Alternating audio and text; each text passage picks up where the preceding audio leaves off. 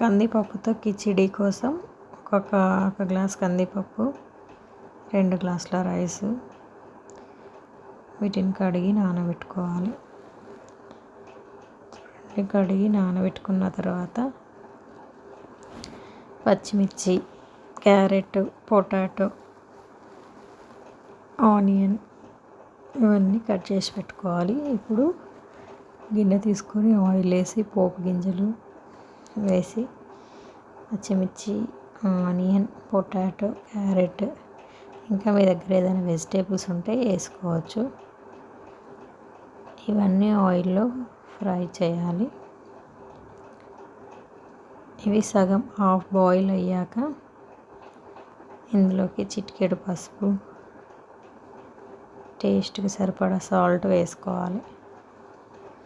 ఇంకొంచెం ఉడికాక ఇప్పుడు మనం 3 గ్లాస్ ఆఫ్ మొత్తం 2 గ్లాస్ రైస్, హాఫ్ గ్లాస్ పప్పు తీసుకున్నాం కాబట్టి ఒక 5 గ్లాసెస్ ఆఫ్ వాటర్ సరిపోతాయి. మీకు మెత్తగా కావాలి కిచిడి అనుకుంటే 6-7 గ్లాసెస్ పడతాయి.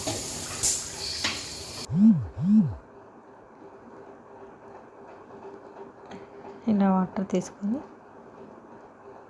వాటర్ పోసేసుకోవాలి.